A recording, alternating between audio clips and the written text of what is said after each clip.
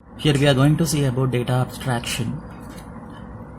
The process of providing only the essentials and hiding the detail is known as abstraction. The process of providing only the essentials. Take example your ATM machine. There we are entering our PIN and withdrawing money. And what process is happening backside we cannot able to see through the ATM machine. A machine is an object. Through that machine we are accessing our bank account. Take one more example, car. We plan to stop a car means we are pressing a brake. What mechanism is there backside the brake we don't know. We are using only a lever. So the process of providing only the essentials. What user is need, that only we are providing. The remaining implementations, how that is working, that and all no need in user point of view. That's why the details are hidden. So this concept achieved by, in the last year we discussed one concept, that is a class. So the class members can be accessible with the help of objects. So here we have a class example. Class name, student is a class name. For accept a student details, here we declared three variables under the character data type below: name, gender, age. So in a class may be a 40 students. So for 40 students we are going to accept these three details. So for that I define a class here, student class. Under the public section, student function. So this is a function. Also we were discussed this is a special function, right? So this function is called as a constructor. Then accept, this is your member function. Under the public section I defined this member function for accepting the student data. So this is definition, class definition. Here we have a main function, void main.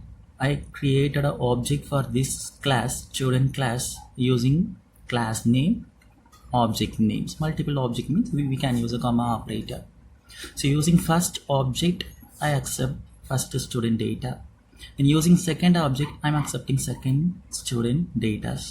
The like way how many students are available in a class, that number of objects we can create. So here we defined, so here using object we are accessing accept function, because this is under the public section. And name, gender, age, these and all cannot able to use in a main program using object, because these are all declared under the private sections. This is hidden through the object. We cannot able to access these variables. That is providing only the essentials and hiding the details, implementations. And using only an object we are accessing these all the codes. We know the user knows only an object. What is accept inside codings is available, they may not know. So this is data abstraction through class representation. So not only through the class representation. So this is in a C++. So this is easy way. You can easily understand what is data abstraction. That's why I use this example. In Python, there is syntaxes are different. When we are entering into the Python chapter, Python programming language, we will come to know what is the class syntax, what is the remaining codings and the remaining syntax and all that we will come to know. So not only using here class, we are defining a class means inside the class there is two important things is needed. One is constructor and another one is a user defined functions, that is methods we were discussed in the last year. This year this called as a selectors, constructor and selectors. These two only defining a class. When we are creating an object, immediately the class is initialized. The memory for class is created, that we were discussed last class. For the second object also, for each object one copy of the class is created, that we know very well. Again third object I'm creating, for the third object also the same codings is available, copy of this coding is available. So for the 40 students available means for the 40 students also copy of this class is created. So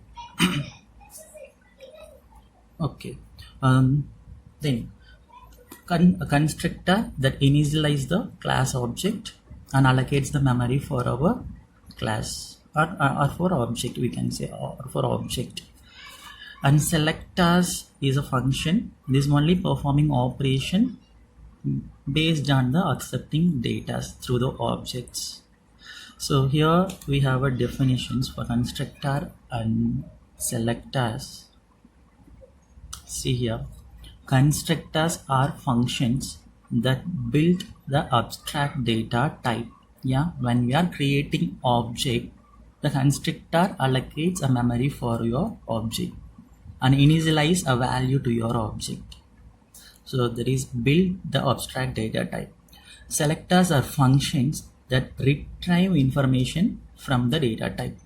So what are the, based on the datas, we are making some operations on the datas using the object. So that is selectors. Selectors are the functions that retrieve information from the data type. So here not only using class, we are abstracting, we are creating abstract data type. Here we have two more examples given here by a square brackets. Here we have an example. See, variable equal to, the values are enclosed by a square bracket. Here 10 and 20, two values are used. So in array we stored same type of data, but in a list different type of values we can store. See this example.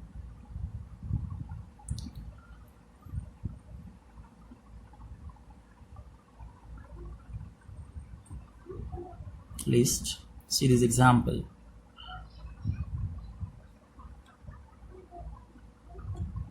List.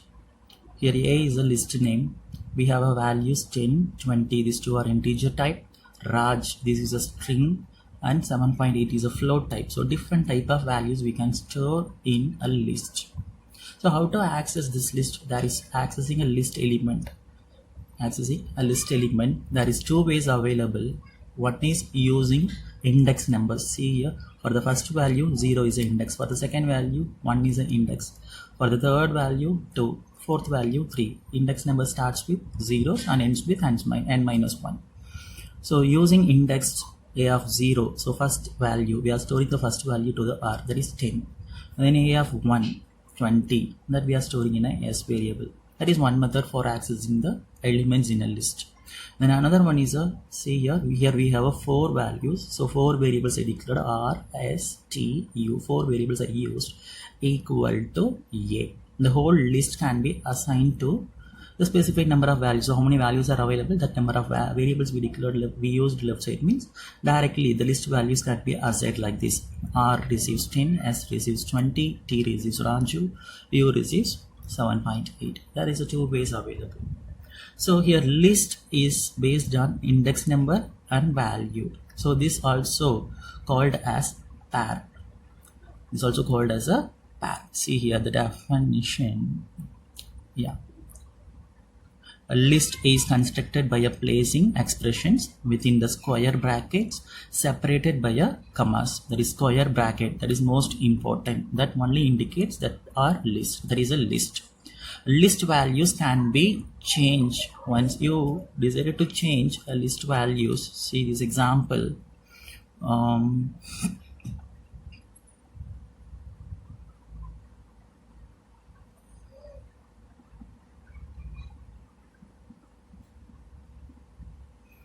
See, list is mutable. List is mutable means the values can be changed. A equal to 10 and 20, two values initially we have in a list. A of 0, that is first variable. There I am changing a value. Instead of, initially we have a 10, now I am changing instead of 10 to 100. So while trying to print a list, the output 100, 20. We have one more concept, that is a tuple. Okay, tuple is also the same as a list, but small change. Tuple is an immutable. We cannot able to change a values. See here, a of 0, this first element, a is a tuple. Tuple must be enclosed by a parenthesis. So that's why I pointed here. Square bracket means that is a list. Parenthesis means that is a tuple.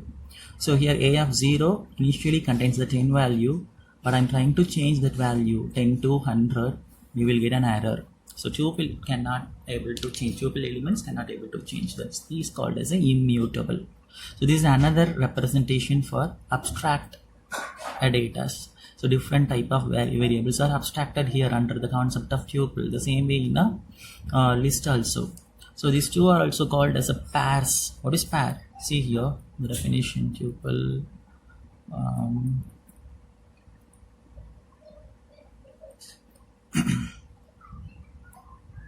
Yeah, see, any way of bundling two values together into one can be considered as a pair. See here in a list or a tuple, both also this value, this is index number, this value is index number. Two values are bundled together, so this is called as a pair. So any way of bundling two values together into one can be considered as a pair. So we can represent the abstract data type with the help of class concept, or with the help of list concept, or with the help of tuple concept. There are some more examples also available. See here, there is a linked list. There is a one value linked with another value. There is single linked list, and then one value connected in both the side, front side and back side, means there is a double linked list abstract data type. See here. Example, the list abstract data can be implemented using singly linked list or doubly linked list. Similarly, stack abstract data type, queue abstract data type. Stack is nothing but you are submitting note for correction. Who submitted first, that note is corrected at last only. This is called a stack. Then queue, who's standing in a queue first, that person note is corrected first. So this concept is called as a queue. So here and all values are abstracted, that is stored inside. So these are all the different representations available for data abstraction. Here we are discussing only the class and list and tuples. That's all over. If there is any doubt, ask your doubts through YouTube comments. Thank you.